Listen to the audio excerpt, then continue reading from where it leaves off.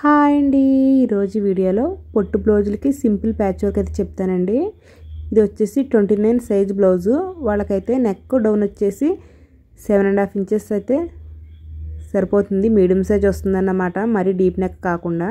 వెడల్పు వచ్చేసి కింద వైపు పైన వైపు కూడా నెక్ వెడల్పు 2.5 ఇంచెస్ పెడుతున్నాను. ఈ మార్కింగ్కి బాక్స్ అయితే కొట్టేసుకోవాలి. ఈ బాక్స్లో మనకి కావాల్సిన నెక్ షేప్ అయితే మార్క్ చేసుకోవచ్చు.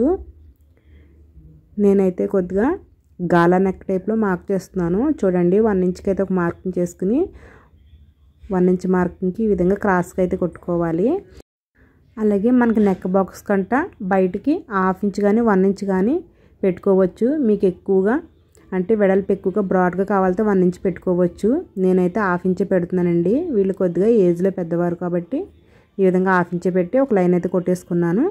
మనకి గాలా నెక్ టైప్లో రావాలి కాబట్టి కిందకి ఈ విధంగా 1/2 ఇంచ్కి కరువు తీసుకున్నట్టుగా మార్క్ చేయాలి. అలాగే ఈ సైడ్ని కూడా 1/2 ఇంచ్కి మార్క్ చేసుకోవాలన్నమాట. ఈ విధంగా అయితే మార్క్ చేసుకుని కట్ చేసేసుకోవాలండి. ఇలా కట్ చేస్తే మనకి నెక్ షేప్ అయితే ఈ విధంగా వస్తుందండి. నేనైతే ప్యాచ్ వర్క్ చేయాలనుకుంటున్నాను కాబట్టి ఇంకా తగ్గించుకోవాలి. మనకి ప్యాచ్ వర్క్ అంతా కుట్టిన తర్వాత నెక్ వెడల్పు డౌన్ సేమ్ ఇంతే రావాలండి. ఇప్పుడు నేను కట్ చేయబోయేది మనం ప్యాచ్ వర్క్ చేయాలన్నమాట. అది ఎలా కట్ చేస్తానంటే 1 ఇంచ్ లెంత్తో అయితే నేను మార్కింగ్ చేసుకుని కట్ చేసుకుంటున్నాను. మీకు ఇంకా వెడల్పు ఎక్కువ కావాలంటే 2 ఇంచెస్ 3 ఇంచెస్ కూడా అలాగా మార్కింగ్ చేసుకుని కట్ చేసుకోవచ్చు. నేనైతే 1 ఇంచ్ మార్క్ చేస్తున్నానండి. ఈ విధంగా మార్క్ చేసుకుని అయితే కట్ చేసుకోవాలి.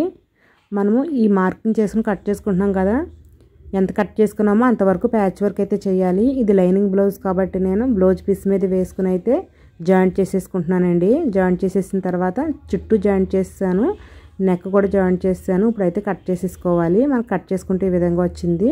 దీనికైతే నేను సారీ కలర్ క్లాత్ తీసుకుని అయితే పైపింగ్ వేసుకున్నానండి. మన ఛానల్లో నార్మల్ పాదంతో పైపింగ్ ఏ విధంగా వేయాలి అనేసి వీడియో చేశాను. ఆ వీడియో చూడండి. అందుకని నేను పైపింగ్ వేయడం అన్నది ఈ వీడియోలో చూపించట్లేదు. అలాగే మనము కట్ చేసుకున్నాం కదా, మీకు ముందు చెప్పాను కదా మనం ఇది కట్ చేస్తున్నాము, కట్ చేసిన దగ్గర ప్యాచ్ వర్క్ చేయాలని. ప్యాచ్ వర్క్ చేయకపోయామంటే నెక్ వెడల్పు ఎక్కువైపోతుంది ఆది బ్లౌజ్ కంట. అయితే ప్యాచ్ వర్క్ చేసేటప్పుడు మనము ఇది వెడల్పు పొడవు ఎంత వస్తుంది చూడాలి. మనం 1 ఇంచ్ అయితే కట్ చేసాము, కానీ పైపింగ్ కోసము మనకి 1/2 ఇంచ్ మడతలోకి పోయి వెడల్పు ఎక్కువ పడుతుంది కాబట్టి 2 ఇంచెస్ దాకా కట్ చేసుకోవాలి. అలాగే వెడల్పు వచ్చేసి మనకి కార్నర్ల దగ్గర ఎక్కువ పడుతుంది కాబట్టి కనీసం 11 ఇంచెస్ వెడల్పైన తీసుకోవాలన్నమాట. ఈ విధంగా నేను గోల్డ్ క్లాత్ని అయితే తీసుకున్నాను. చూసారు కదా, మనం కట్ చేసిన పీస్ని అయితే వేసుకుని సేమ్ మనం కట్ చేసుకున్న పింక్ రంగు పీస్ ఏ షేప్లో ఉందో అదే షేప్లో గోల్డ్ పీస్ని తీసుకోవాలి. కానీ సైజ్ వచ్చేసి నేను 3 ఇంచెస్ పొడవు, వెడల్పు వచ్చేసి 11 ఇంచెస్ వెడల్పుతో అయితే తీసుకున్నాను. ఈ విధంగా తీసుకుని పైన వైపునైతే పైపింగ్ అయితే వేస్తున్నానండి. మనం కట్ చేసుకున్న ఈ గోల్డ్ పీస్కి పైన వైపున పైపింగ్ వేసేసాను. నేనైతే థ్రెడ్ ఉపయోగించకుండానే పైపింగ్ వేస్తాను. అయితే ఈ విధంగా మనము బ్లౌజ్ మీద అయితే పెట్టి చూడాలి.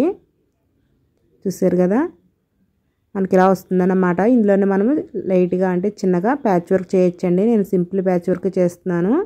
మనం ఈ విధంగా ప్యాచ్ వర్క్ కోసము ఈ పీస్ పెట్టిన తర్వాత ఆది బ్లౌజ్తో ఈక్వల్గా నడుము పొడవు వచ్చిందా, ఎక్కువ వచ్చిందా తక్కువ వచ్చిందని చూసుకోవాలి. చూసారు కదా, మనకి నడుము మధ్య ఎక్కువైపోయింది కాబట్టి ఈ పీస్ని మనం కొద్దిగా కిందకి తోసుకోవాలన్నమాట, లేకపోతే నడుము మధ్య ఎక్కువైపోతుందని చెప్తున్నానండి. ఇప్పుడైతే కరెక్ట్గానే సరిపోయింది కాబట్టి ఇలా వదిలేసుకుని మనం కుట్టు వేసుకోవాలి. కానీ దానికంటే ముందు ఈ గోల్డ్ క్లాత్ మీద మనకి ఎంత వెడల్పు కావాలో ఇప్పుడు చూసుకున్నాం కాబట్టి ఒక మార్కింగ్ చేసేసుకోవాలి.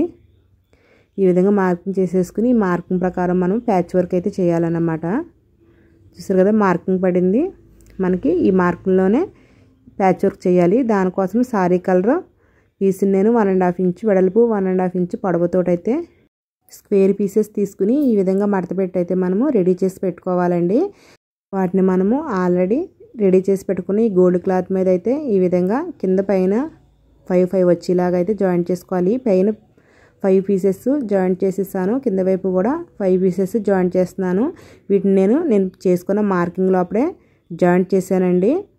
మీకు ఎంత వెడల్పు పడుతుందో అంత వెడల్పుతో మార్కింగ్ చేసుకుని ఈ విధంగా జాయింట్ చేసుకోవాలి. తర్వాత మీరు బ్లౌజ్ మీద అయితే పెట్టుకుని చూసుకోవచ్చు. చూసారు కదా, మనకి కరెక్ట్గానే సరిపోయింది కదా. అయితే మనము దీనికి గోల్డ్ లేస్ అయితే వేసుకోవచ్చు. మనము ఈ ట్రయాంగిల్స్ జాయింట్ చేసాం కదా, వాటి కుట్ట ఆపడిపోతుంది కదా, కనబడకుండా ఉండడం కోసము ఈ విధంగా గోల్డ్ లేస్ కానీ మీకు నచ్చితే సారీ కలర్స్ అలా యూజ్ చేయొచ్చు. నేను ఎందుకు ఇలా చెప్తున్నానంటే మీకు సారీ కలర్ని బట్టి ప్యాచ్ వర్క్ ఎలా చేయొచ్చు అని ఒక ఐడియా వస్తుందని ఇలా చెప్తున్నానండి. ఈ విధంగా చూసుకున్న తర్వాత మనము దీన్ని అయితే జాయింట్ చేసేసుకోవాలి. మనము దీన్ని చివరి వైపున కుట్లు ఎక్కువగా రప్పలాక్కోవాలండి. లోడింగ్ ఎక్కువ చేసుకోవాలన్నమాట, లేకపోతే ఇడిపోతుంది. చూసారు కదా, ఈ విధంగా వేసుకున్నాక నేను కింద వైపున కూడా లేస్ వేసేస్తున్నాను. చాలా సింపుల్ ప్యాచ్ వర్క్ అండి. కొత్తగా టైలర్స్ ఇటువంటి వాటిని ట్రై చేశారంటే పెద్ద పెద్ద ప్యాచ్ వర్క్లు కూడా ఈజీగా చేయొచ్చు అన్నమాట. అలాగే మనకు అనుభవం కూడా పెరుగుతుందండి ఇటువంటి ప్యాచ్ వర్క్లు చేస్తూ ఉంటేనే. చూసారు కదా, చాలా నీట్గా సింపుల్గా అయితే ఉంది. మీకు ఇంకా హెవీగా కావాలనుకుంటే లేస్ని నెక్క చుట్టూ కూడా వేసుకోవచ్చు. ఈవిడైతే ఏజ్లో పెద్ద ఆవిడ కాబట్టి కొద్దిగా సింపుల్గానే పెట్టమన్నారని ఇలా పెట్టాను.